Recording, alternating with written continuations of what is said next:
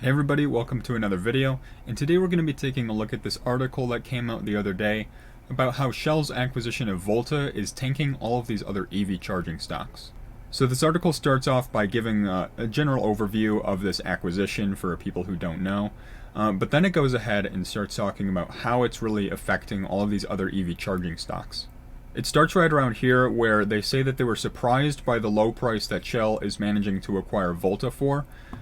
If you take a look at Volta's stock, you can clearly see where they're coming from here. Volta previously, a couple of years ago, was at a price of $12.74 per share. And, now the price is pretty stable right here because this is the price that Shell is going to be acquiring the company for, which is that price of 86 cents per share. So going from over $12 per year, like we saw a couple years ago, all the way down to 86 cents per share is definitely a dramatic fall off, and it definitely is jarring to kind of see an acquisition happen at, such a lower price than what the company used to be valued at.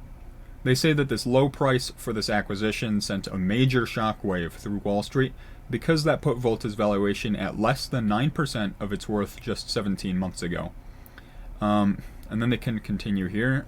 While you'd expect that this news would affect just Volta and Shell, Wall Street isn't so simple. Just after Volta news broke out, EVgo, ChargePoint, Blink, Wallbox, and even Shell itself saw their stock prices fall. Now obviously they're trying to back up that claim that all these stocks went and fell off of this news, but really this is, this is kind of an exaggeration.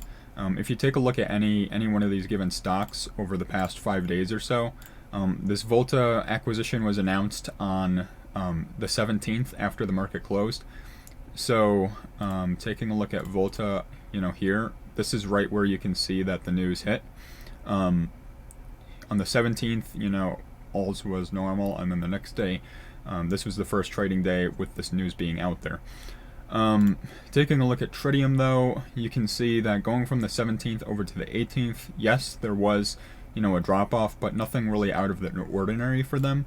And then Blink over here actually kind of spiked a little bit initially in the beginning of that day before coming back down later on. So, really this article isn't really giving any, meaningful information here. But I still think that this is some pretty important stuff to be talking about here, because I think there is potential for some of these companies to become some pretty prime acquisition targets for a lot of these larger companies out there.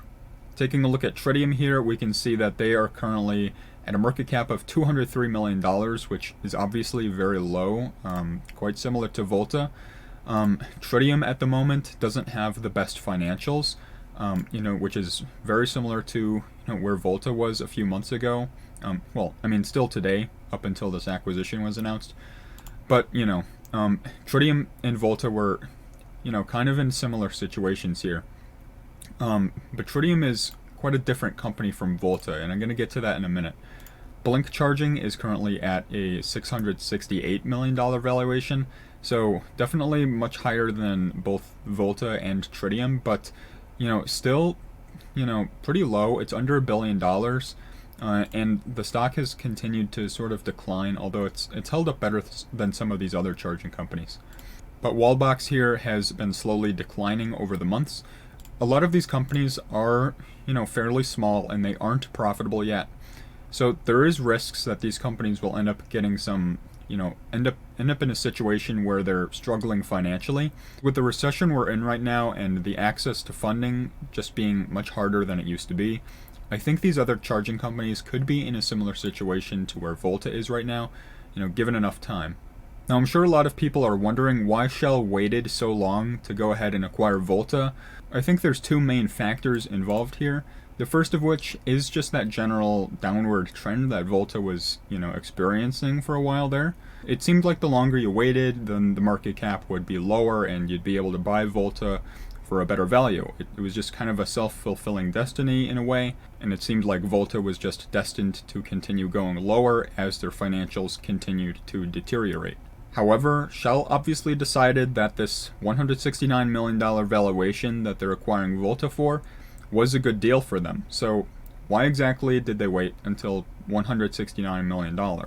Taking a look at Volta's balance sheet, we can see that they've listed their property and equipment value to be at $202 million. Now, most of this is their charging equipment. This could include, factories, obviously property, but, for the most part with Volta, a lot of this is their charging station hardware. So since Volta owns a lot of their chargers, this property and equipment line on the balance sheet is quite a lot higher compared to some of the others. Now, obviously, the value of Volta's property and equipment isn't the only thing involved here on the balance sheet. There's a lot of other lines here. But as far as their assets go, you can see that they had a total amount of 370 million, and that 202 million is a pretty significant amount of that. Now, as for Volta's total liabilities, on the other hand, those total $203 million, and if you subtract their total assets from those total liabilities, you get what's called their book value. And Volta's book value is a bit over $166 million, which is almost exactly what Shell is acquiring Volta for. So it seems like Shell was waiting for Volta's valuation to reach their book value. Now, you might have noticed that determining the book value really had nothing to do with that property and equipment line specifically. All it came down to was their total assets minus the total liabilities. But the reason why I'm focusing on this line right here is because there's a number of other EV charging companies that do not own all of their chargers. Tritium, for example, doesn't own all of their chargers the way Volta does, so they don't have $202 million worth of charging station equipment sitting on their balance sheet. And Blink also operates with a totally different model from Volta. They own some of their stations, but they also sell quite a lot of them as well. So all these EV charging companies have completely different business models and totally different financial situations. So just because Volta was acquired here by Shell at a valuation much lower than where they once were, that doesn't necessarily extend to all of these charging companies. There's a totally unique situation for all of them. That's all for today, and I hope to see all of you in the next video.